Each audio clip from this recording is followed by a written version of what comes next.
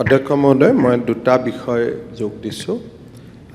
সন্মানীয় সদস্য প্ৰদ্যুৎ বৰদলৈ ডাঙৰীয়াই কপৌ ফুলৰ ৰং ব্যৱহাৰ কৰাৰ ক্ষেত্ৰত যিটো পৰামৰ্শ দিছে, পৌৰ নিগমে ইতিমধ্যে এই ক্ষেত্ৰত ব্যৱস্থা লৈছে।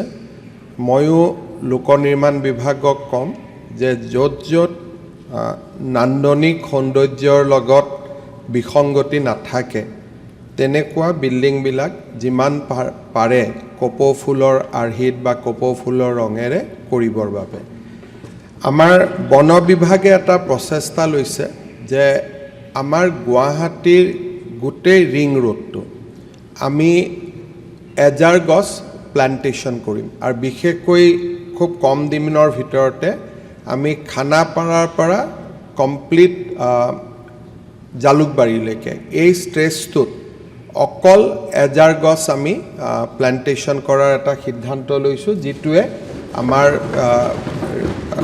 নেশ্যনেল হাইৱে বা আমি যিটো ৰিং ৰোড বুলি কওঁ তাৰ নান্দনিক সৌন্দৰ্য বৃদ্ধি কৰিব। অধ্যক্ষ মহোদয়, যোৱা পৰহি আমি যোৰাবাটত কৃত্ৰিম বানপানীৰ এটা পৰিৱেশ দেখিছিলোঁ। এই ক্ষেত্ৰত আমি সদনক জনাব বিচাৰোঁ যে গুৱাহাটী ৰিং ৰোড পৰিকল্পনাত যোৰাবাটৰ কৃত্ৰিম বানপানীৰ পৰা আমি যাতে সঁহাৰি পাওঁ তাৰ বাবে ৰিং ৰোডৰ মাষ্টাৰ প্লেনত 150 কোটি টকা আবণ্টন কৰি থোৱা হৈছে।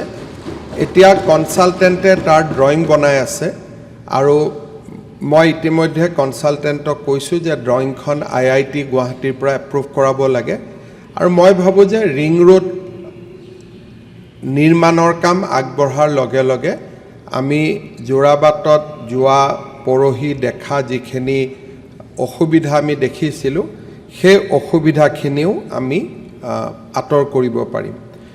আমাৰ ডিমৰীয়া সমষ্টিৰ বিধায়ক আৰু দিছপুৰ সমষ্টিৰ বিধায়ক দুয়োগৰাকী আছে। যোৰাবাট যিহেতু মেঘালয় আৰু অসমৰ কেন্দ্ৰবিন্দু, তাত বিভিন্ন কাৰণত ট্ৰেফিক জাম হৈ আছে বা হৈ থাকিব, কাৰণ দুখন ৰাজ্যৰ ই এটা কণ্টেক্ট পইণ্ট বা কেন্দ্ৰবিন্দু। আমি ডিগাৰুৰ পৰা নাৰেংগীলৈ অহাৰ ৰাস্তাটো আমি 4 লেনিং কৰিব খোজোঁ, যাতে জাগি ৰোড বা আনফালৰ পৰা অহা মানুহৰ কাৰণে এটা অল্টাৰনেটিভ ব্যৱস্থা হয়। এই ক্ষেত্ৰতো মই দুয়োগৰাকী বিধায়কৰ সহযোগিতা কামনা কৰিম।